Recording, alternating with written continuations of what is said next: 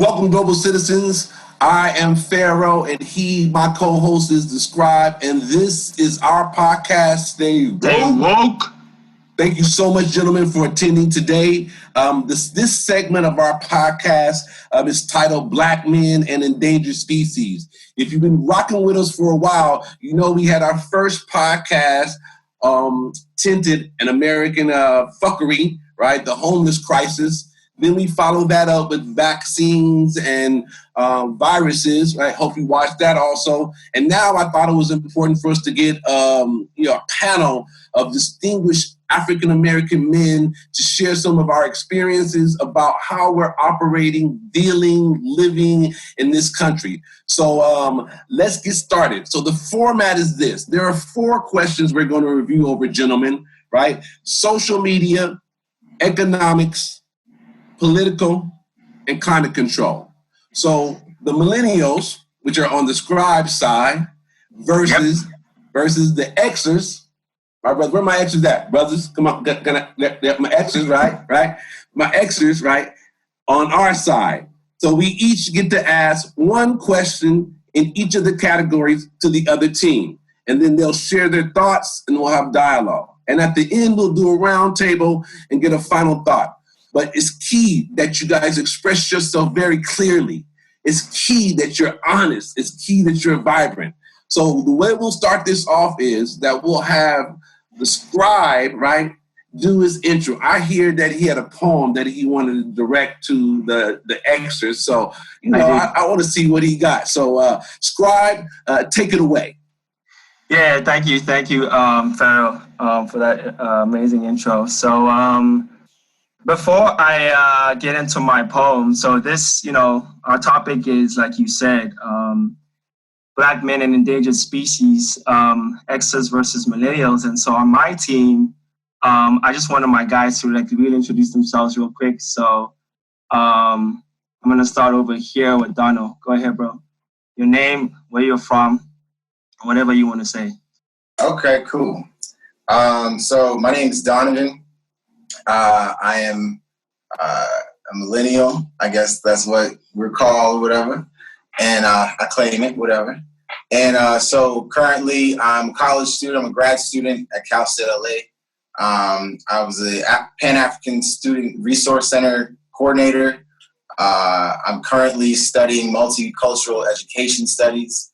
My whole point is, education is my field and my means to which to bring my people to fight for liberation. And, you know what I mean? And I intend on living abroad and connecting to other groups of Black folks across the diaspora. Thank you, Donald. Mikael, take it away, bro. How you guys doing? This is Mikael. I'm also another millennial. Yes, I am originally from Ethiopia, Africa. I've been living in this country for about close to 12 years now, come August.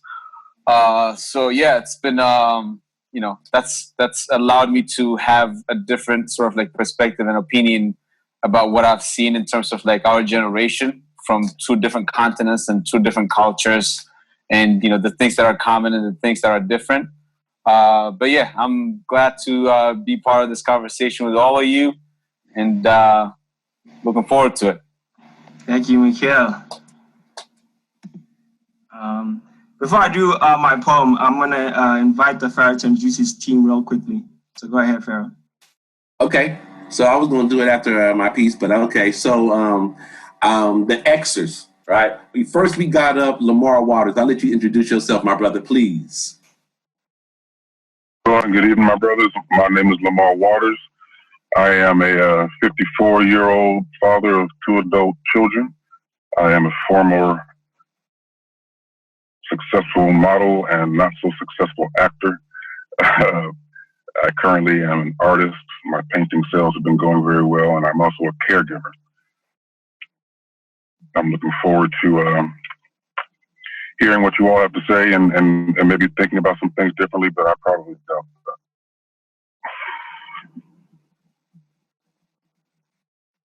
My brother Brown, you up next, brother. Introduce yourself. Tell them where you from, who you are. You an Xer though first though, so I rock with you anyway though. There you go. Hey, how you guys doing? My name is Brock Freeman, originally from North Carolina. Been in the Midwest for the last 15, 20 years. Proud father of 4. Did my schooling at Millikan University. And very, very, very interested to see how this dialogue is going to go. Thank you, my brother. So, Scribe, you didn't introduce yourself yet, but I'm gonna jump in. You know, I'm proud to say that I'm Pharaoh Musa. That's not my government name, but after I took my DNA test and found out that I was connected to the Mali tribe in West Africa with direct roots tied to King Mansa Musa, right now, I'm claiming that right now. So, but definitely, I'm a father of 1.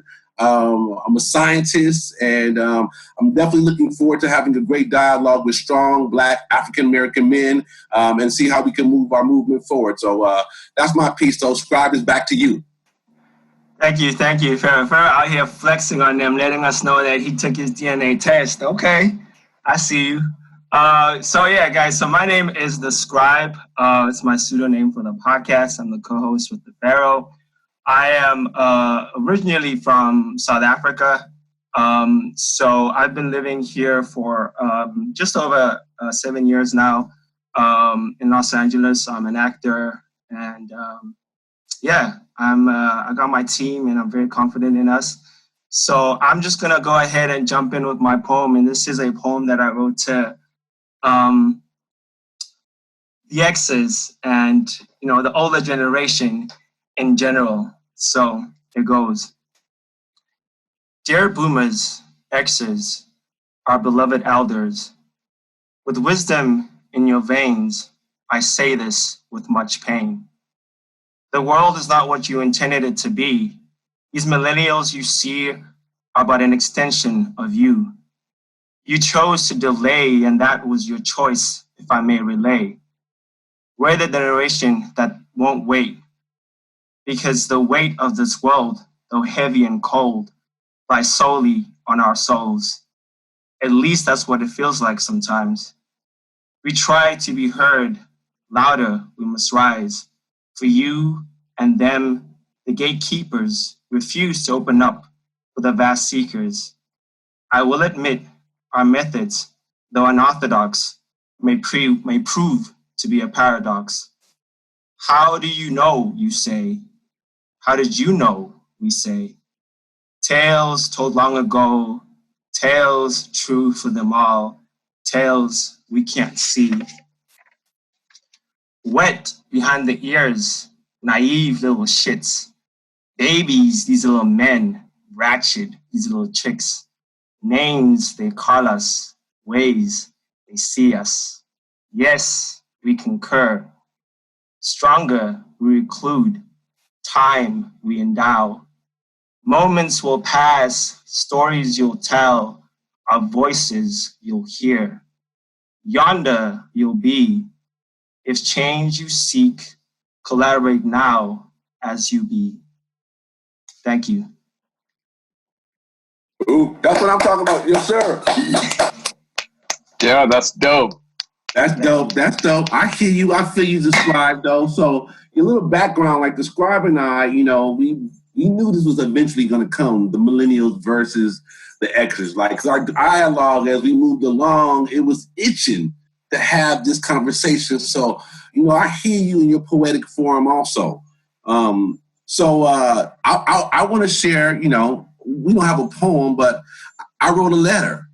Okay. I wrote a letter to the Millennials. Let's hear it. And I want to read it to you, right? Let's go. So, here we go. Dear millennial men of African descent, it is our honor and privilege to engage in a dialogue that we hope will spark a fire of will and resilience that will spread among those committed to revolutionizing how we as a culture value our contribution to society, move with a collective voice, and plan our sustained prosperity for the future. Our continued existence and survival are dependent on how well we can adapt to the ever-evolving circumstances around us. Not to diminish the tragedy of any other cultures, but Black men have vanished in the thick of a battle to survive in a world positioned to define itself. Historically, the sacrifice of many Black men have made to assure the survival of our culture. Growth of this nation and the advancements of the world have lost its place in history. We've been buried in a pit of despair for generations and have been unable to dig ourselves out. We survive, but we are not collectively thriving. It's survival of the fittest at the expense of our soul. Besides racial struggles and educational challenges and financial deficiencies we face as Black men, inherently, we have also no cohesive blueprint on how to generationally keep alive the vision, the plan, and the path forward our ancestors died for. Technology has sabotaged the mission. Social media has crippled generation, and the savagery of self-preservation now pervades our common thoughts and behavior. With all due respect, my millennial brothers, your generation has embraced apathy and social freedom over discipline and prudent planning. As Generation X Black men, during our time, hard work was sexy as fuck. Movements designed to change our communities were prevalent, and we sit back and sip on a little something. Now millennials are vested in TikTok challenges, Twitter wars, IG stunts to boost self-esteem, and opioids. Don't lose a follower, you get your wrist slit in this bitch. Now is the time to reevaluate our priorities. My brothers, let us close the generational gap by building a bridge solidified with intellect, mission, and passion. Honest and open dialogue is a predecessor to awareness and resolution. I titled this podcast segment Black Men and Endangered Species because I believe our specific role or purpose in our societal development is in jeopardy of becoming metaphorically extinct. It is my thinking that the generational differences in our approaches has attributed to our disunity in developing a collective movement for our culture's future. Let's begin today by addressing a few of these topics with a spirited, vibrant conversation among kings. Let's go. Okay. Thank you, I hear you. I hear you. I hear you. Okay. Some jabs in there too. So, okay. I'm ready. You know, hey, this is our letter to millennials. You know what I mean? So I think, we have 4 questions each, and I would say, who wants to go first? How y'all want to work this? We'll go first. Okay. So the first topic is social media, right? Yes, sir. So our question with regards to that, just give me a second. Okay, so the question goes, so what are your views on the globalization of the world through social media? While there are pros and cons to all of these various platforms, do you agree that the world is a better place with it? Lamar or Brock? I'll let one of you guys take it first. Which one of my extras want to take it first? Who want to take that? Actually, each of us have to take this. So the platform is that each one of my teammates has to answer that question. So get them. Can you repeat the very last part of that question? Okay, so I'll repeat the whole question again. So what are your views on the globalization of the world through social media? While there are pros and cons to all of these various platforms, do you agree that the world is a better place with it? I honestly don't think that the world is a better place. Well, overall, there's always pros and cons, as you said. I think that the negativity of the world that we are seeing has always existed. We're just, with the new technology, we're able to see it more plainly. I've seen some atrocities in different countries and lands that I had only heard about before, so towards that, if a person was of a mind and of an ability to help out, then they now have the ability to find places all over the world or situations all over the world that they can lend their help and their assistance to.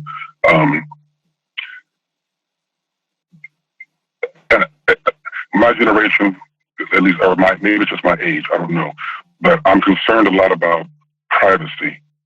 Concerned a lot about privacy, and to me, that's a negative that has happened because of the expanse that we are experiencing in social media and things like the globe. But you know, earlier I was mentioning that it seems like your generation is very comfortable with sharing very personal things, you know, and globally. And yeah, I know, you know, you may say, well, if you and your generation X up to learn how to set your settings right, maybe you wouldn't be sharing with the whole world.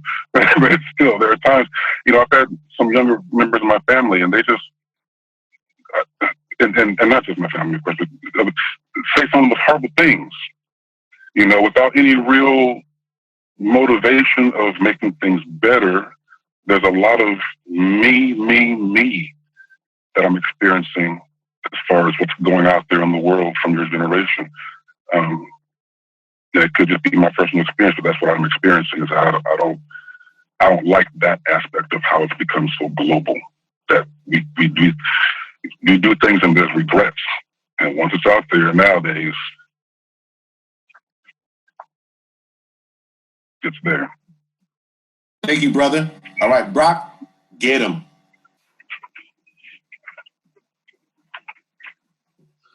Hey guys, that's a really good question. So I'm 43 and I have 2 adult children. So I understand what you guys are wanting to do, thinking that you want to do. It may not understand, like my brother said about the privacy thing. So I truly agree with the privacy. No, I don't think the world is a better place. Just like my brother said, it's not. The only difference is that, like you said, everything is public now. So instead of, you know, back in the days when we didn't have social media, we didn't have the cameras on, and African Americans would cry and scream and march and everything about the injustice that went on, nobody's seen it but us. Now we have the technology to show the world. But the bad part about it is that people still don't want to see it.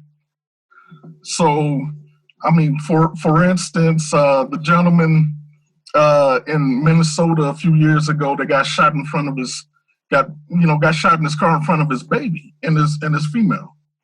So that, I mean, it's always a spin to everything, and that's what we have to understand, is that growing up in the South, I went through the exact same thing. So you would try to explain, you know, your side, and everybody would just say, you're just saying that because of this, that, and the other. So even if we have cameras, even if we have social media, even if we have more attention to the situation, a nigga is still a nigga. I mean, as LeBron James. So that's where we're at. So, I mean, the dialogue needs to go along, but as far as everybody needs to be a part of this, everybody needs to see and understand what Black men are going through. And like I said, social media is one part of it. This platform is beautiful, and we need more of this. So that's my thought about it. So no, I don't think that social media is making the world a better place. And that's what I have for that one. Thank you, my brother. I appreciate that. So I'm going to share my thought on that. So one thing I do want to first concede is this, that I do think that as technology advances, that we have the opportunity. One, I think it offered an opportunity to expand our communication with each other in remote locations. So I think that is information sharing highway that I think could be utilized on the beautiful platform if it had a purpose and intent. In saying that, I think we've now used that technology to, in my opinion, for more entertainment purposes, as opposed to really using it to really share key information that helps to kind of move our world in a more positive direction. Like it's controlled in a certain circle of influencers that I believe have, each of us wants to be, acknowledged for some reason, and I granted, and I think that social media has provided a platform for those who didn't have voices to be heard. But I also think in turn, it also becomes a medium for people to hide behind not being able to deal with who they are, right? People then putting all your emotions and feelings on one platform. And then if someone doesn't like that or says something that you feel is offensive, then I think if we've tied, in my instance, I believe we've tied we've socially tied ourselves to social media, but we've emotionally distanced ourselves from each other. And my second point to that, I think that I feel that your generation uses the social media platform as a one source of truth, that's so willing to accept unfounded propaganda and never challenges validity or source, I think is blinded in a sense by popular opinion. So if we have an open highway that we can share information, but we're not sure of its validity, I think there needs to be a combination between advanced technology and using that platform and then actually finding the root at doing your research and homework to assure yourself the sources of your information are true. So a balance between the two. Okay. My thought. Thank you. Okay. So, if anyone of you guys want to respond to that before I move to my question for you guys, I know I didn't want to just leave us. I see Donovan over there, let me get in, though. All right, my brother, take it away. Yeah. So, to answer the question, does it make the world a better place? I don't think it's a yes or no. I think what it is it magnifies certain things. It magnifies what people are doing already, kind of without the presence of social media, but it magnifies who they are. When it comes to, I think there's a difference. You use the word privacy, but I think in terms of privacy, in terms of our information being acquired by these technological companies is one issue. However, when you're talking about people sharing parts of their life and who they are and all their business out on social media, I think that's not to do with privacy, but to do with transparency of this new generation. We are more prone to be transparent with the world, with whoever our followers are.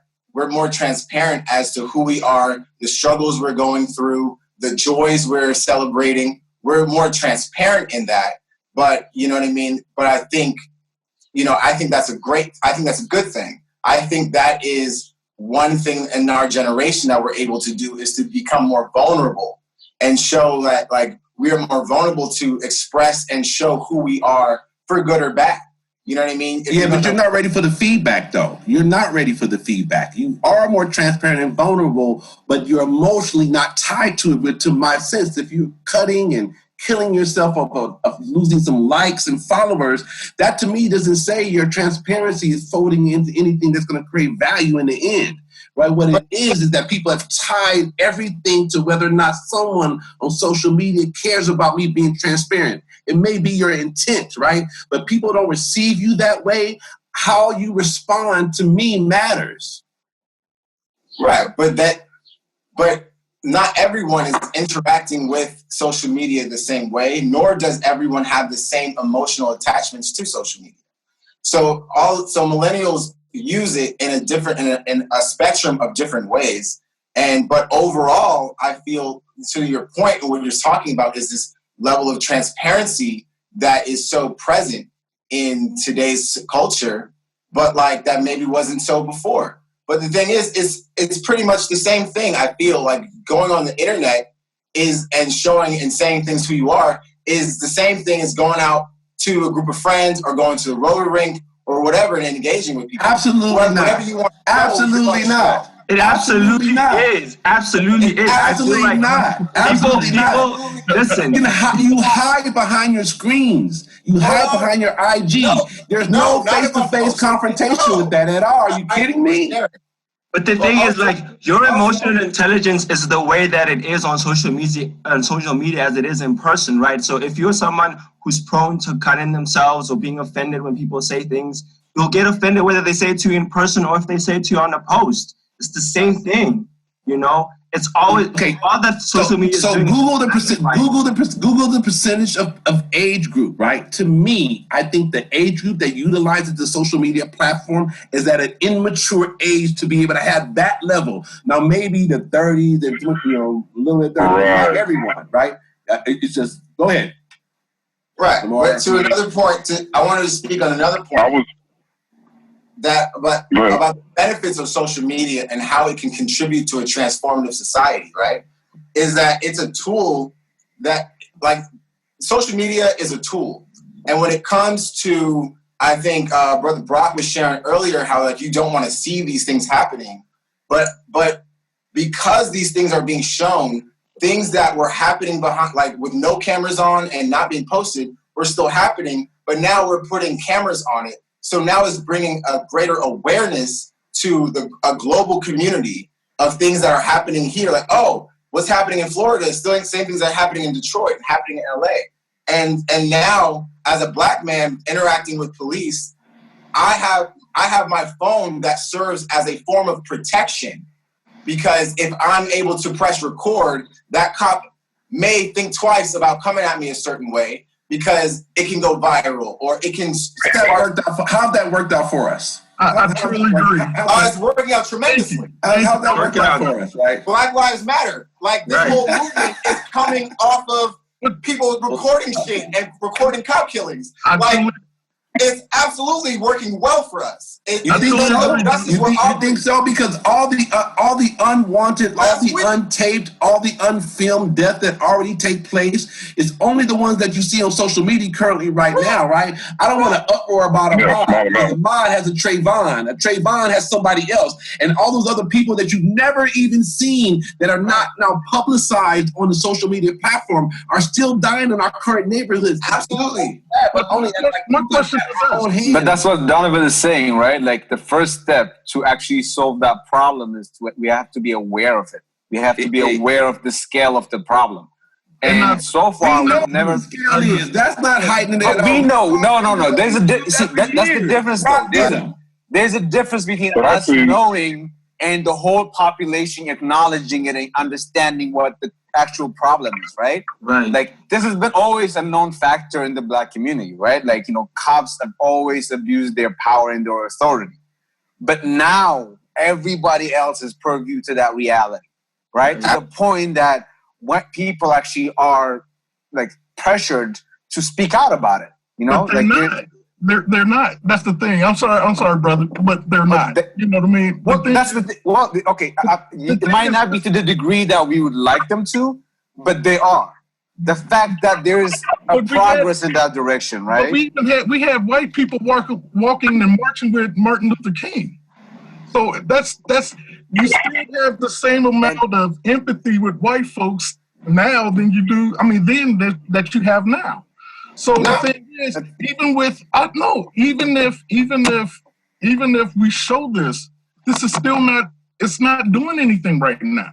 It doesn't happen. I hate saying this. It won't fix itself until we stand up to be a man and give whatever they do to us back.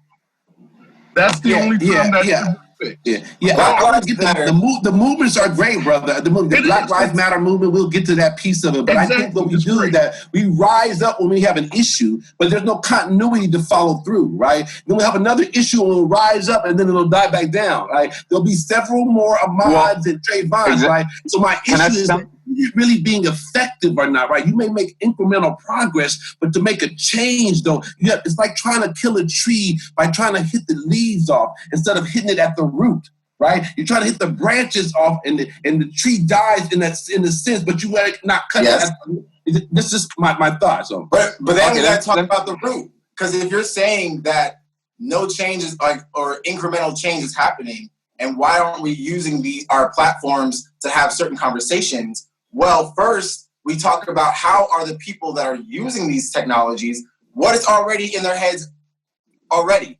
How are their parenting been? Who is the previous generation of which they've gotten their knowledge and plans, and that transition of knowledge, that transmission of knowledge, how is that? Because I believe that is the root.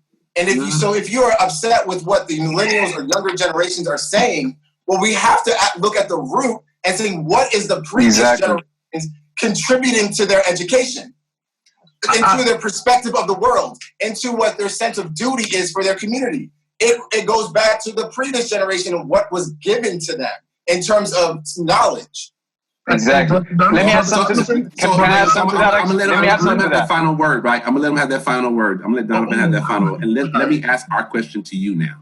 Right? That was great, guys. But let me ask our question to you, which is really great though, because if you want to follow up, because it's in that same line, I have a social media question too, right? So then we can continue the dialogue here. All right.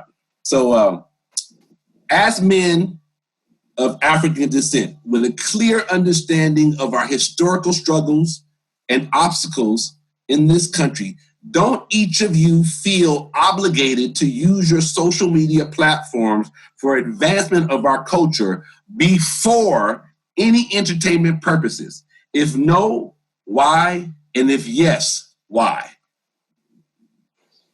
I'll read it again. As men of African descent with a clear understanding of our historical struggles and obstacles in this country, don't each of you feel obligated to use your social media platforms for the advancement of our culture before any entertainment purposes? If no, why? If yes, why?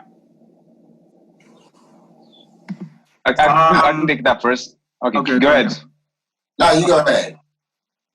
All right. So I mean, are you gonna go? Okay, you go. Keep going. Sorry, bro. Keep going. Sorry. I'm mute myself. Okay, so for me, those things are not like. Okay, first of all, let me say this: like my platform, my social media is my prerogative, right? So that's the whole point about it. Like it's mine, right? And the whole thing is that I don't necessarily want someone to tell me what to do with my platform. You know what I mean? But I hear what you're saying in terms of using it to, and the two things are not like separate, you know? So like, if you look through my feed and my posts, it's a combination of like multiple things that are happening in my life because, you know, I'm a holistic person. So sometimes, you know, my posts are about vanity and sometimes my posts are about what's happening, you know? And so we have these trends where, you know, things are happening and there'll be a lot of posts regarding that.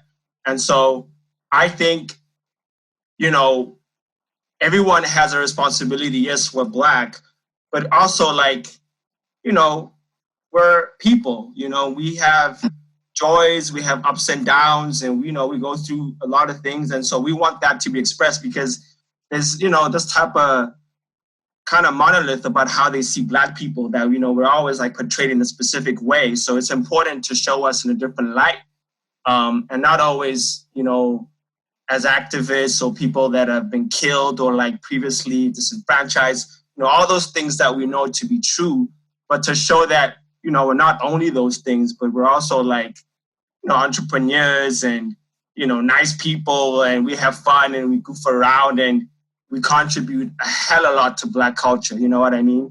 So those things, you know, that unfortunately become more popular than everything else. And that is really like on like, and there have been studies that have been shown about like when people post things that are more like, you know, about activism and trying to create awareness, they're more likely to put them down, you know? And so the posts that are more about like, you know, just the TikTok challenges or, you know, all the stuff that you were making fun of, those get more views and stuff. But like, I think that's on the people that actually run those systems, you know? So yeah, that's my piece. I think Michael's next. The scrub basically said what I wanted to say, actually.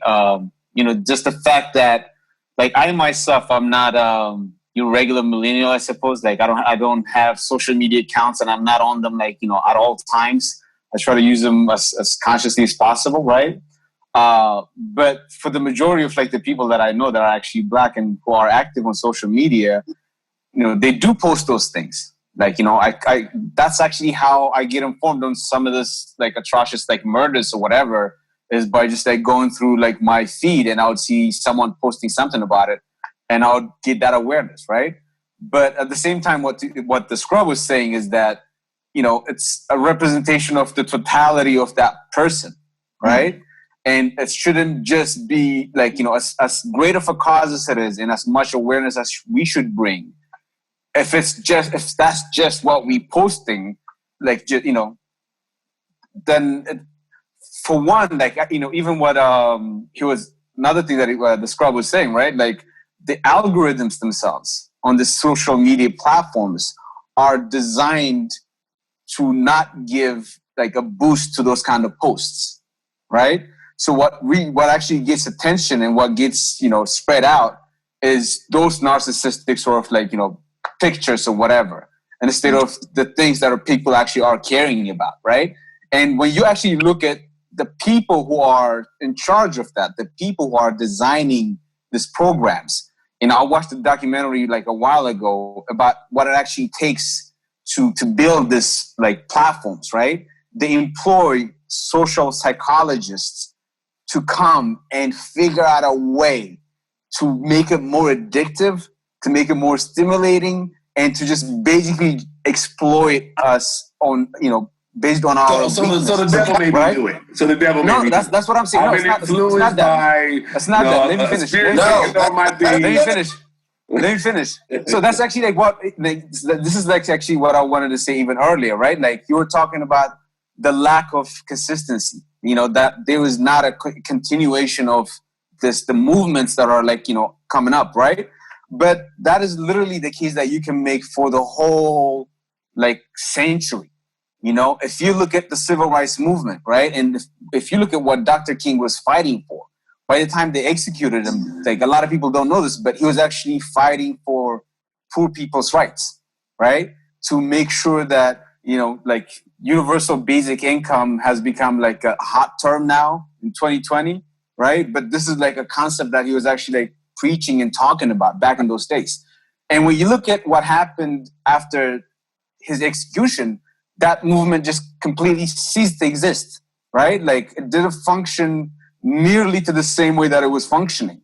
And why is that? And why is that? Let me. There's multiple. Exactly. There's multiple reasons, but what I'm trying to show you is it's not just a matter of just a generational, like lack of understanding or lack of motivation. That's it not is. really, it's a resistance to want to do anything else that's different from what you have. You spoke about individuality a lot. I talk about individuality a lot. Yeah, you talk about it's my choice. Well, Alicia described it. It's my choice, right, to use this platform. And it's a way for us to show a different side of us. But let me tell you, everything on social media, the side of it is an entertainment, buffoonery type shit. My clothes, my music, there's nothing in there that creates any kind of value. You're just showing the world you're focusing on side. Exactly. And having more people look at it and judge whether or not it's good or bad. And this is actually the thing, right? Like a lot of people have, of course, that is the majority of like the content on social medias, right? But also what you're actually seeing and paying attention really like contributes to how you see that platform, right? It's not like a monolithic sort of like data that you can find when you if you engage in different type of ways with it, right?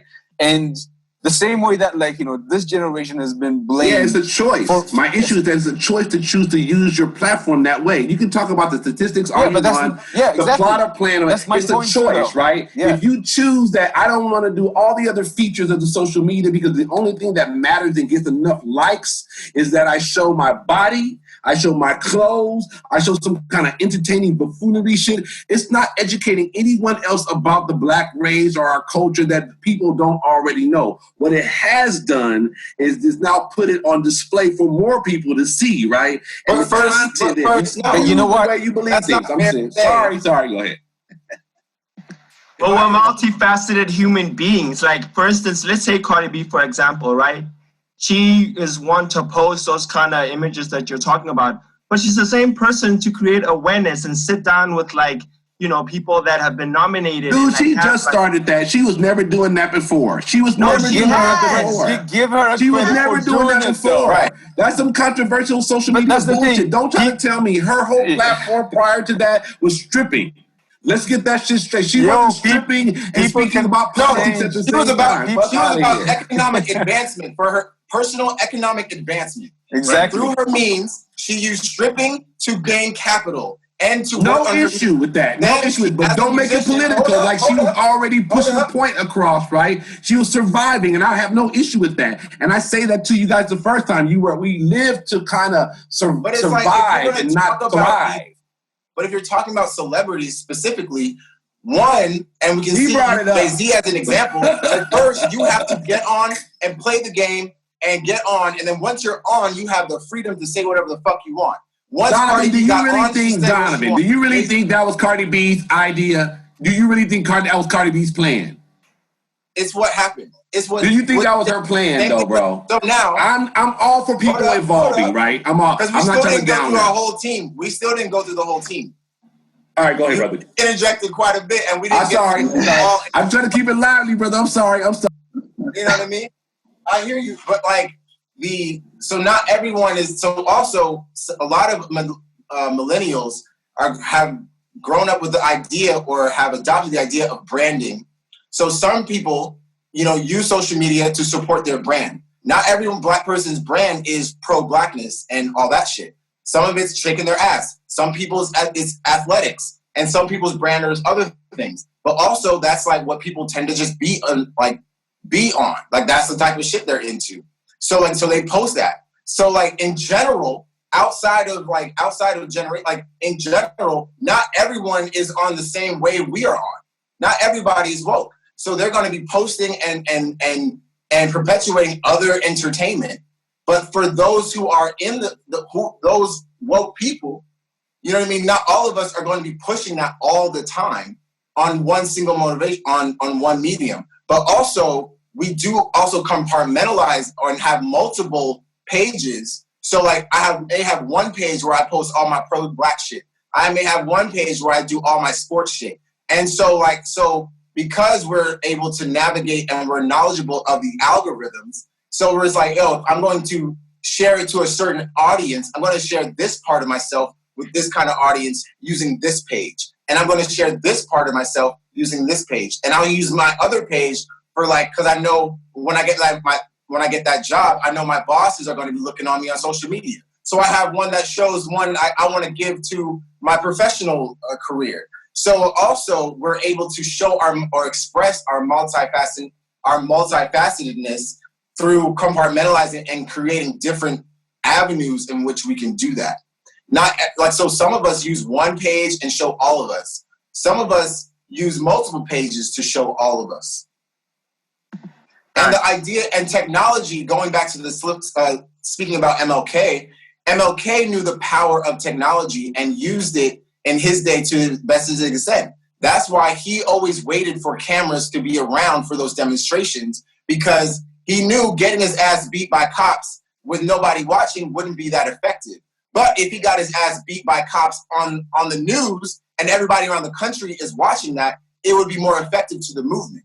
So now technology has allowed that stage to increase and expand. So it goes from the 7 o'clock news or whatever, and on the 3 channels back in the day, and now it's using the internet, and it's the world that is able to see this. So we are basically expanding on the technique that Dr. King used in his own fights for liberation. Thank you. Brother Thank you, Brock or Lamar, you guys want to address that? King, okay, am I on there? Okay, there we go. I didn't know Dr. King. I don't know what he did in his off hours or private time, everything, but I guarantee you that he wasn't posting or publicizing so much. I understand what you're saying about branding. I use my Instagram page. I have my brand on there, but then I do the political and the societal things on there. I just keep my very deepest private life off of that one. I'm a little bit more inclined to use Facebook for private things because I can keep it to my friends and family if I want to, that kind of thing. But I think what the question is asking you is your level of desire to focus on where's the importance in your lives? You know, yes, we all have these different facets and things that we are interested in and trying to develop and so on and so forth in ourselves and maybe even in our community.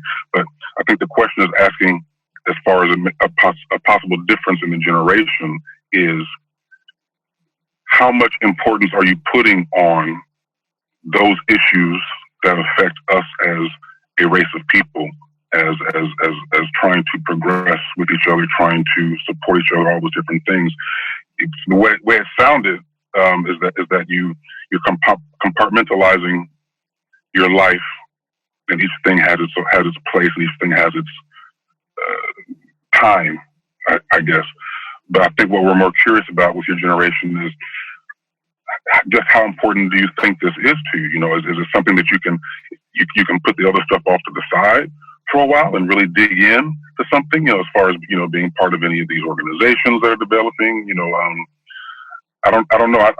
Dr. King, of course, was the leader of the movement in that time. And certainly he didn't have the time for too much foolery. But we seem to have a lot of that time. And what we're asking, I think, is that we've noticed in your generation that a lot of that time that yet wish, you know, that's all of our human right. All right, we'll stop there at that last comment. And your team is up though, Scribe though. So let's get to economics.